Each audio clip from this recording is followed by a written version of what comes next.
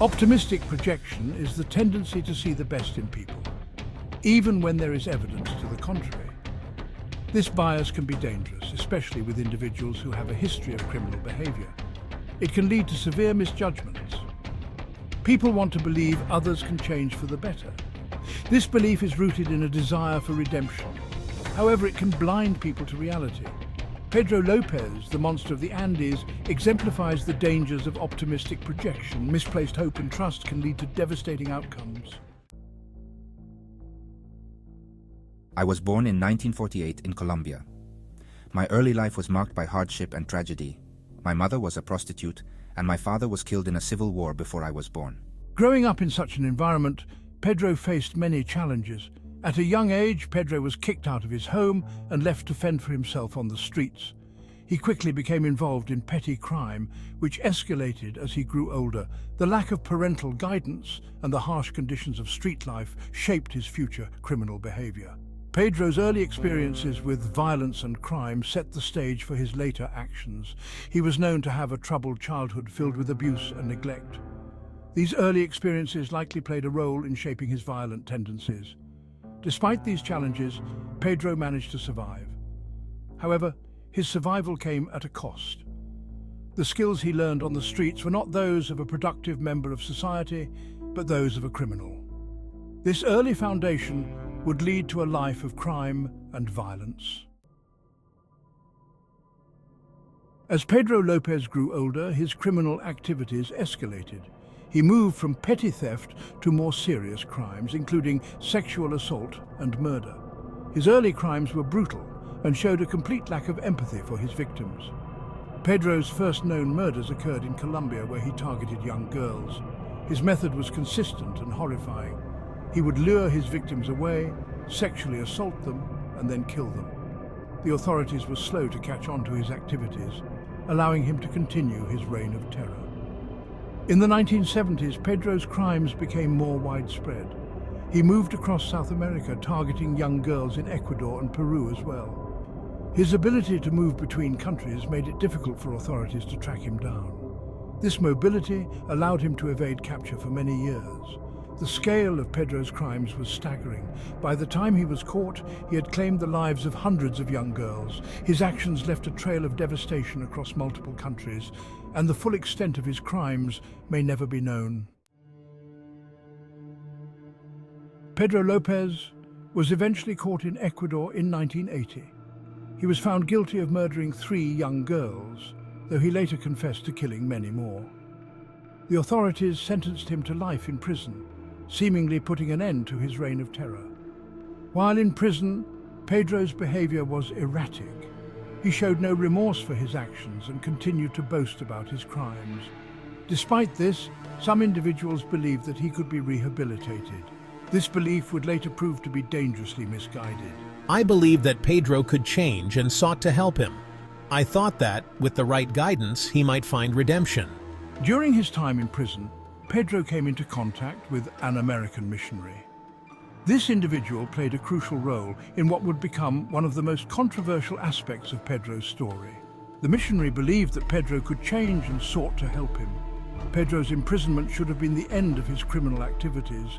However, the optimistic projection of those around him would soon lead to his release. This decision would have devastating consequences for many more innocent victims. Section 5. The role of optimistic projection in Lopez's release. Optimistic projection played a significant role in Pedro Lopez's release from prison.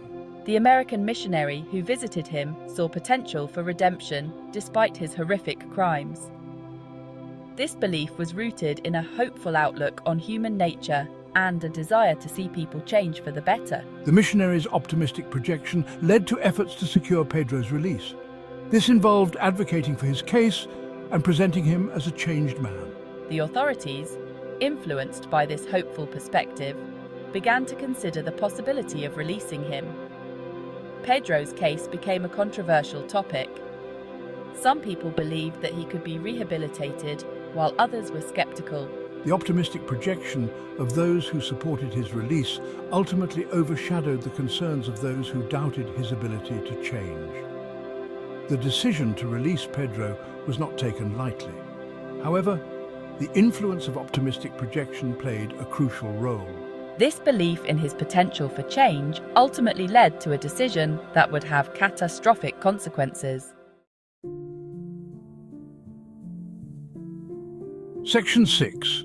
The American Missionary's Intervention.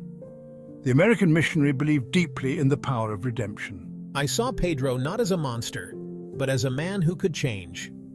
This belief was rooted in the goodness of people. The intervention involved advocating for Pedro's release. This included speaking to authorities and providing character references, highlighting positive changes in Pedro's behavior. My efforts aimed to reintegrate Pedro into society, but this was based on optimistic projection. The belief in Pedro's change overshadowed his past actions. This misjudgment soon became tragically evident. Section 7. Authorities' decisions and their consequences. The authorities who decided to release Pedro Lopez were influenced by the optimistic projection of the American missionary and others who believed in his potential for change. This decision was made despite Pedro's lack of remorse and the severity of his crimes. The process of releasing Pedro involved several steps. Authorities reviewed his case, considered the arguments for his rehabilitation, and ultimately decided to release him on good behavior. This decision was controversial and met with resistance from those who believed he remained a threat. The consequences of this decision were catastrophic. Upon his release, Pedro quickly returned to his criminal ways. The optimistic projection that led to his release had failed to recognize the true nature of his character. The authorities' decision allowed a dangerous individual to re-enter society. The release of Pedro Lopez serves as a cautionary tale. It underscores the importance of a thorough and realistic assessment when dealing with individuals who have committed severe crimes. The failure to do so can result in tragic outcomes, as seen in Pedro's case. Section 8. Lopez's post-release killings.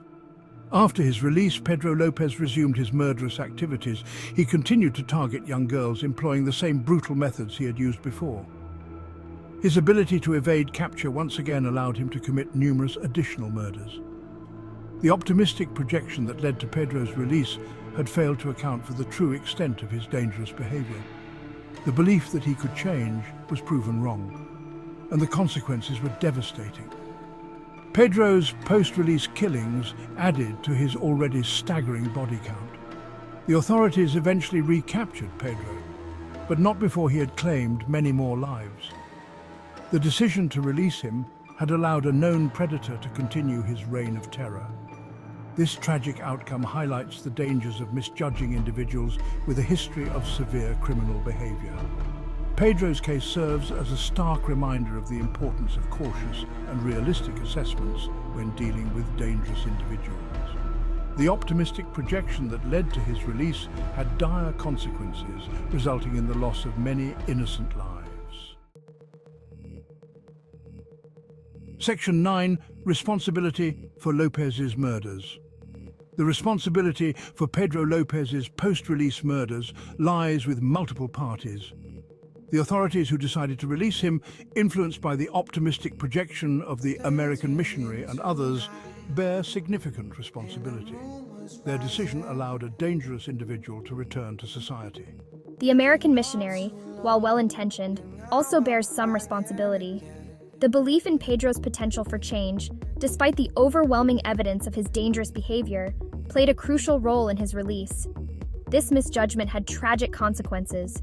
It is important to recognize that optimistic projection, while rooted in a hopeful outlook, must be balanced with a realistic assessment of risk. In Pedro's case, the failure to do so resulted in the loss of many innocent lives. The responsibility for these murders is shared among those who failed to adequately assess the danger he posed. The case of Pedro Lopez highlights the need for caution and thorough evaluation when dealing with individuals who have a history of severe criminal behavior. The failure to do so can result in tragic and preventable outcomes. Section 10. Broader implications of misjudging dangerous individuals. The case of Pedro Lopez highlights the dangers of misjudging dangerous individuals. Optimistic projection can lead to catastrophic consequences without a realistic risk assessment. Authorities must recognize the potential dangers of optimistic projection. Pedro Lopez's release underscores the need for caution in the criminal justice system. In conclusion, realistic assessments are crucial when dealing with severe criminal behavior.